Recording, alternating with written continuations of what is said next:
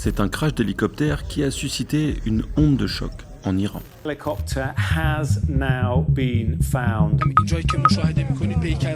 جمهور اسلامی ایران در راه خدمت به مردم به درجه رفیع شهادت رسید.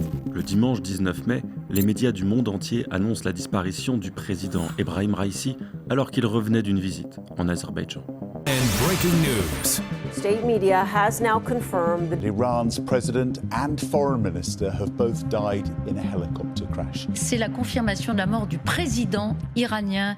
À bord se trouvait également le ministre iranien des Affaires étrangères, le gouverneur de la province, un imam, le chef de la sécurité du président et 3 membres d'équipage. مطمئن باشن که هیچ اختلالی در کار کشور به وجود نمیاد. Pas perturbé du tout, mais est-ce quand même le début d'un nouveau chapitre pour l'Iran et pour les Iraniens? On essaye d'y répondre en 3 points, sur les conséquences pour la société civile, sur les dynamiques de pouvoir à venir en Iran et sur les répercussions géopolitiques au Moyen-Orient. Après l'annonce de l'accident d'hélicoptère, des attitudes très différentes ont pu s'observer sur les réseaux sociaux. Des rassemblements pour honorer la mémoire du président, mais aussi des feux d'artifice ou des coups de klaxon pour se réjouir de la disparition d'un homme, parfois surnommé le boucher de Téhéran. Rapidement, le hashtag Hélicotelette se popularise sur X.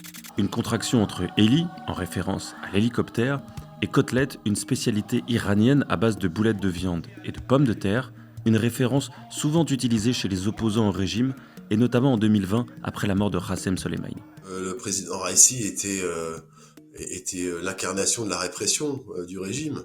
C'est pas surprenant qu'il y ait eu des manifestations de joie liées à sa disparition. Simplement, il avait un pédigré quand même très lourd. Il faut rappeler qu'il a été en 1988 partie prenante de ce qu'on a appelé le massacre des prisons, qui a fait plusieurs milliers de morts par pendaison. Il était à Téhéran procureur adjoint, et donc il a été associé à ce qui relève pour certains d'une tâche indélébile sur le régime de la République islamique. Ebrahim Raïssi a été l'incarnation d'un régime qui se durcit en Iran 45 ans après l'avènement de la République islamique. Une répression accrue à l'encontre des Iraniens qui ont pourtant exprimé leur colère à plusieurs reprises ces dernières années. Ce fut le cas en 2017 pour protester contre la vie chère et le chômage. En 2019, après une augmentation du prix de l'essence qui occasionne 5 jours d'émeutes et des slogans anti-régime. Et en 2022, après la mort de Mahsa Amini lors d'une garde à vue avec la police des mœurs. Perhaps no other official of the Islamic Republic had as much blood on his hands than Ebrahim Raisi. He oversaw an Iran that was politically repressive, internationally isolated, economically impoverished, and also to describe him politically a little bit, he was a very unimpressive, uncharismatic, sort of a yes man to Supreme Leader Ayatollah Khamenei. Au premier jour des funérailles de l'ancien président, des habitants de Téhéran ont reçu des messages sur leur téléphone de la part des autorités, les incitant à se rassembler pour honorer sa mémoire. Mais existe-t-il un risque pour le régime que cette disparition se transforme en opportunité pour la société civile de montrer son mécontentement? C'est peu probable, parce que le coût des manifestations réprimées a été terrible. Près de 500 tués, des milliers de personnes incarcérées avec la torture, les pressions sur les familles. Donc c'est pas à l'ordre du jour. Les actes de résistance, c'est plutôt sur le fait pour les femmes de pas mettre le voile, par exemple. Ce sont des choses comme ça où là ça devient un problème de fond en fait. Mais il y aura pas d'opportunité institutionnelle de toute façon. En fait, la contestation silencieuse des Iraniens se manifeste depuis quelques années par le vote, ou plutôt par le fait de refuser de se rendre aux urnes. La participation à la présidentielle est en chute libre. De 71% en 2017, elle est passée à 48,8% en 2021. Dans la province de Téhéran, la participation a même perdu 30 points pour atteindre 34% au dernier scrutin. The reality is there's very, very little enthusiasm for any of this. I think if you talk to people in Iran now, it's not like they're excitedly thinking about, oh, who's going to be the president? Let's go vote. I think they're just sick and tired of the Islamic Republic. And they have taken a backseat.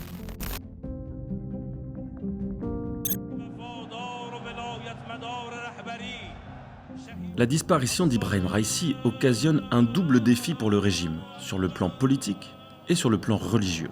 Cela entraîne déjà une vacance du pouvoir exécutif, mais qui est prévue par la Constitution. Le premier vice-président, Mohamed Morper, prend l'intérim jusqu'à la prochaine présidentielle, prévue le 28 juin, un scrutin qui intervient dans une république islamique qui se durcit politiquement. Après 8 années de présidence assurée par le réformateur Hassan Rouhani, l'arrivée au pouvoir d'Ebrahim Raïssi en 2021 a signé un virage conservateur très net en Iran.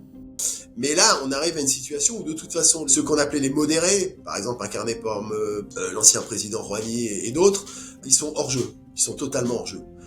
Et même ceux qu'on appelait les conservateurs ont été mis de côté, ils ont été marginalisés. Donc il ne reste aujourd'hui que, on va dire, entre guillemets encore, les ultras. Donc c'est des ultras radicaux en face d'ultras conservateurs. Donc on est dans une logique ultra. L'autre défi est d'ordre théocratique. Un point essentiel à saisir dans l'équilibre des pouvoirs de la République islamique, c'est la suprématie du religieux sur le politique. Plus précisément, la mainmise du guide suprême, de ses proches et des gardiens de la révolution sur les affaires du pays. D'ailleurs, à entendre Ali Khamenei,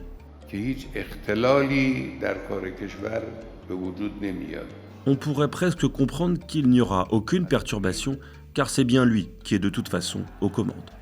Même les futurs candidats à la présidentielle devront tous être a priori validés par un conseil des gardiens de la Constitution placé sous l'autorité d'Ali Khamenei et qui a restreint en 2021 la pluralité des profils.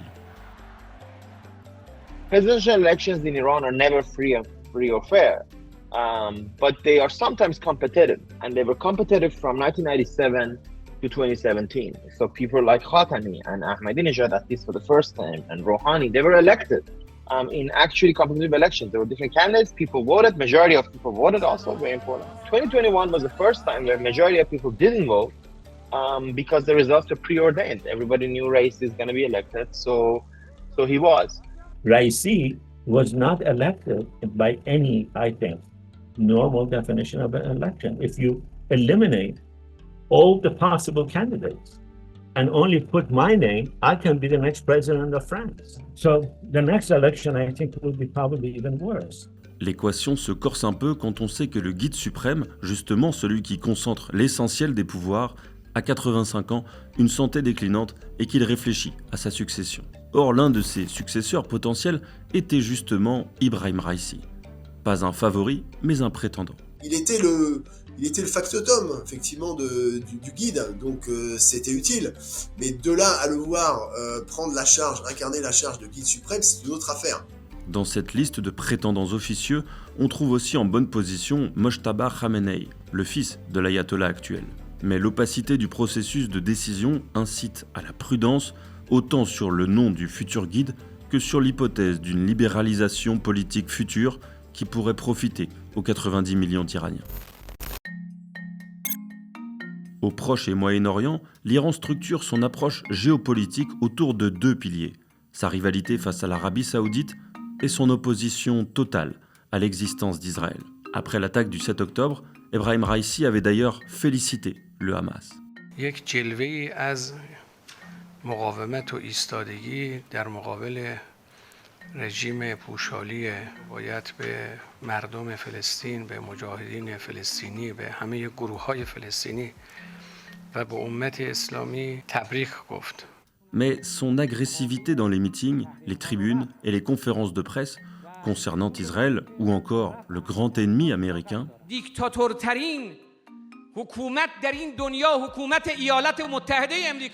ne devrait pas faire oublier qu'en Iran, les grandes manœuvres géopolitiques échappent, là encore, au président de la République. L'influence iranienne, elle a été structurée, elle a été pensée et planifiée par le général Soleimani, qui a été tué en janvier 2020. Et donc l'idée, c'était que, compte tenu du fait qu'il y a un syndrome obsidional de l'Iran, c'est-à-dire qu'il se sent encerclé, il fallait absolument qu'il y ait une projection géopolitique via des proxys d'obédience chiite, à l'exception du Hamas, mais tous les autres sont d'obédience chiite, que ce soit le Hezbollah, les Houthis ou les milices de Hashd al-Shabi en Irak, etc. Sans caricaturer, il y a effectivement on va dire un arc chiite via les proxys qui permet à l'Iran d'avoir son mot à dire, on va dire, sur les équilibres régionaux. Simplement, l'Iran aujourd'hui est dans une situation très difficile parce que d'abord, cette logique des proxies a ses limites. Et puis, par ailleurs, il y a la crise économique en interne. Ça coûte très cher. Peu de risques donc que le crash d'hélicoptère du 19 mai bouleverse l'approche iranienne sur les grandes crises régionales ou même sur la stratégie à tenir sur le programme nucléaire. Raisi was a very insubstantial man in a very insignificant position.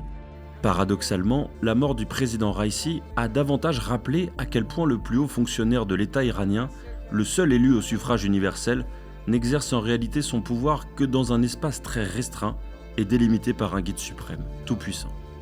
Abonnez-vous pour ne rien louper de nos prochaines vidéos.